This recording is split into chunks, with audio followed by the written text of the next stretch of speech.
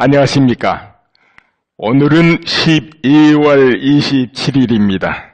그런데 동영상 방송 서너 개 정도 비공개로 전환해 놨어요. 한 이틀간에 걸쳐서 올려놓은 거 이 비공개로 전환해 놨습니다. 그거는 내용이 굉장히 민감한 내용도 많이 있고 좀 시기적으로 굉장히 먼 이야기를 미래적인 이야기가 그 안에 있고 그래가지고 일단은 현재는 비공개로 해놨습니다. 비공개. 그런 줄 아시고 오해는 하지 마세요. 이거는 유튜브에서 누가 삭제한 건 아니고요. 비공개로 전환해놨습니다. 그리고 임명진 이 원장 어떻게 생각하세요? 이분 발언하는 걸 이렇게 한번 돌이켜보기로 하겠습니다. 사드 배치를 반대했다 이렇게 보도가 좀 알려졌어요. 그런데 이제 사드 배치 반대한 적 없다 이렇다는 거예요. 그러니까 프레시안에서 임명진 사드 논의 중단 서명이 냈고 말 뒤집기 논란 이렇게 제목을 붙여서 또 보도를 해놨습니다. 그러니까는 뭔가 사드 배치 반대 등등 조금 왔다 갔다 했다는 그 부분이 보이죠? 지금 아니라 하지만은 또 예전에 중앙일보 20일 4일자 보도입니다. 예전 발언에 대해서 몇 가지가 나옵니다. 여기에 개성공단을 폐쇄할 게 아니라 오히려 여러 개 만들어야 한다 이런 주장했다 이렇게 나와요. 여러분 또 이것도 기억해 보세요. 지금 그런데 지금 뭐라고 할지 모르죠? 그리고 임명진 위원장이 오게 하는데 노력을 좀 한 걸로 알려진 정우택 씨. 임명진 사드 역사교과서 반대 안 하더라. 그렇다면은 전에 역사교과서에 대해서도 언급했다는 이야기가 되겠네. 한편으로 딱 뒤집으면. 그리고 친박이 나가야 되니 들어와야 되니 이런 설왕설래가 있습니다. 여러분은 어떻게 생각해요? 왜 말이 앞과 뒤가 자꾸 바뀐다 이 느낌을 주겠습니까?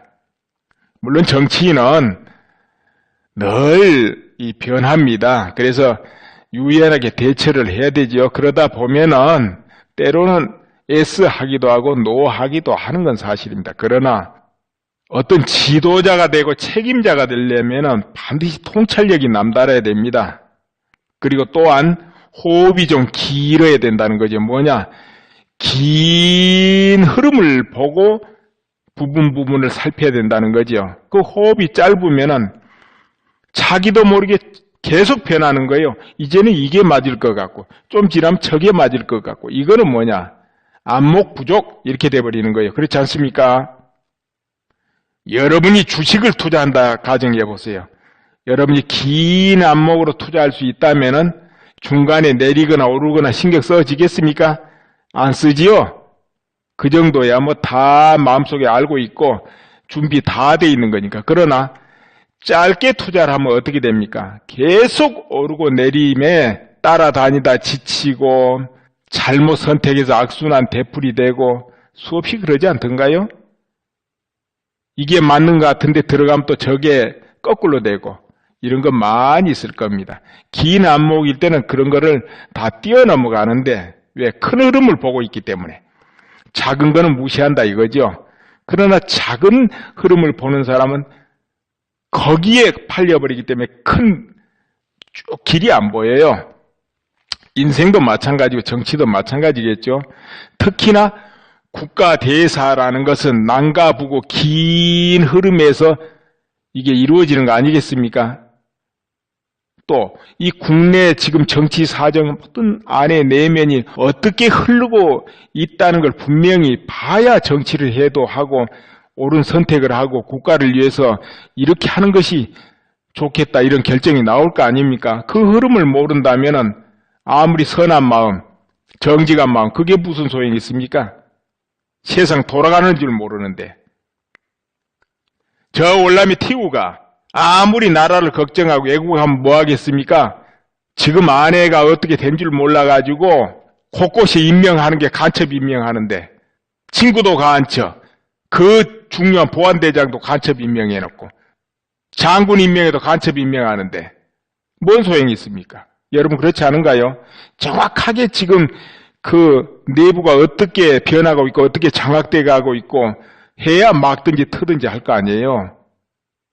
제대로 통찰해서 읽어야 그래 헛소리 안 하죠.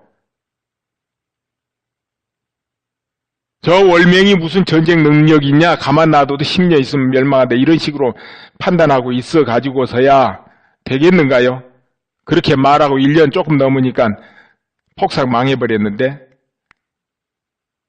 망하리라 전혀 마음의 준비도 없고 믿지도 않았지요. 이건 어리석음이라 할 수 있죠. 그죠? 자, 그러면은 우리 임명진 이 위원장 이분은 왜 왔다 갔다 할까요? 특히 사드 같은 거는 긴 흐름 속에 봐야 되거든요. 남북관계 흐름 대치 속에서. 그런데 이게 이때는 찬성, 저때는 반대. 안 그랬다면은 잘못 알려졌다면 그건 외입니다. 그건 물론 본인이 해명해야 되겠죠. 정말로 왔다 갔다 했다면 이 시국 간에 문제 있는 거 아니에요? 통찰력에 긴 안목이 없는 거 아니겠어요? 이 부분의 정치는 늘 왔다 갔다 할 수 있습니다. 예를 들어 친박 S 하다가도 그 친박 안 되겠네 이럴 수 있어. 그 상황 따라서.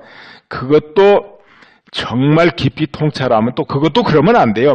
미리 말해서 쫙 한 줄로 끼고 있어야지. 그렇지 않습니까, 여러분? 그렇지 않고 왔다 갔다 한다면은 우리나 여러분이 다를 게 뭐 있겠어요? 그 눈에 그 눈이지. 내 말 틀렸습니까, 여러분? 그래서 이제 이런 부분을 이제 우리가 볼 필요가 있겠네요. 개성공단 같은 것도 긴 흐름에서 보고 판단해야 돼요. 개성공단 더 만들어주니 실제로 말했다면 상당히 이제 문제가 있는 안목이다. 나는 그렇게 평가하고 싶어요. 그게 사실이 아니라면은 잘못 알려진 거라면은 왜고 그건 또 본인이 해명해야 되겠죠. 그건 잘못 알려졌다 등등. 그거는 어느 정도 식견과 가치관 속에 있는가 이걸 살짝 지금 엿보았다 이겁니다. 그렇죠?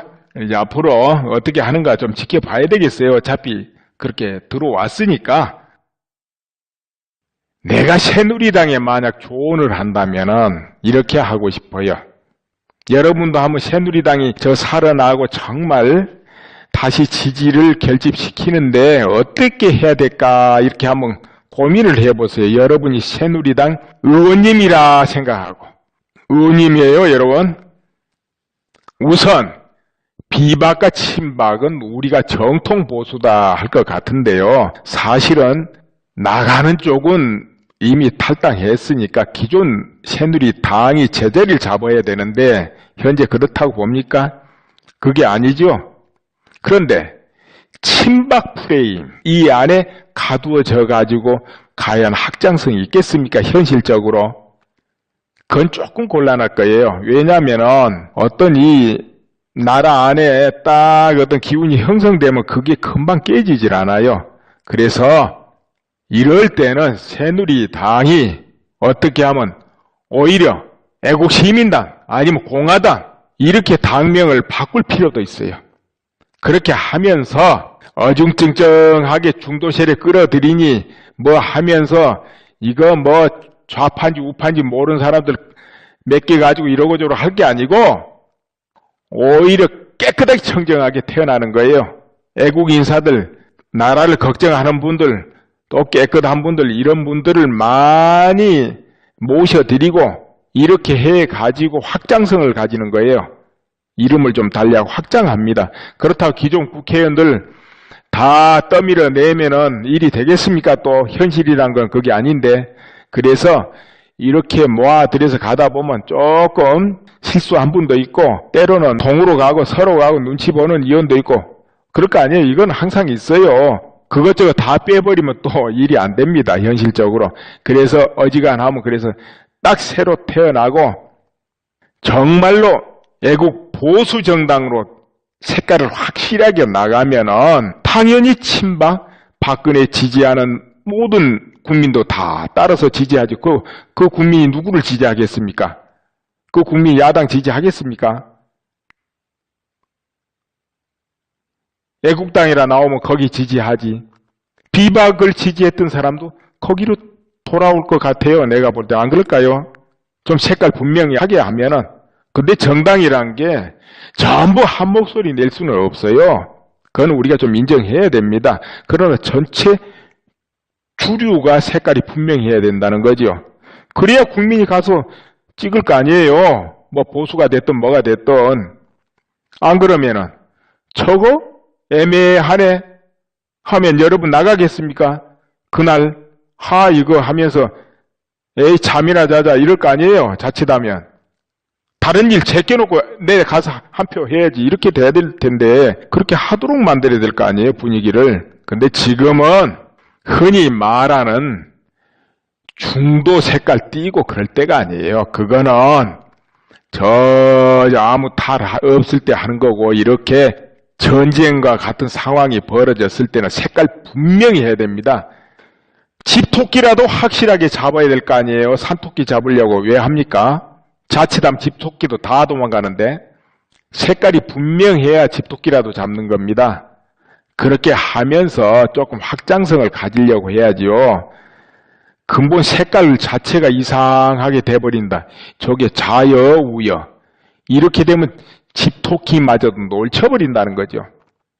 여러분 어때요? 좌인지 우인지 색깔이 분명 안 하면 여러분 가서 표 찍겠습니까? 참 나라 걱정해서 찍긴 찍지만은 다 몽땅 나가지겠습니까?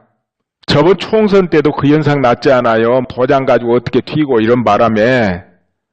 그러니까는 당연히 밀리죠. 서울 같은 데는 뭐 100표, 200표 이런 거에 당나가 왔다 갔다 하는데 몽땅 나가서 찍어도 들뚱말뚱해. 지지자 투표율이 떨어지면 안 되죠. 대부분 다 지른 거예요. 그렇지 않아요? 오늘 이만 줄입니다. 감사합니다.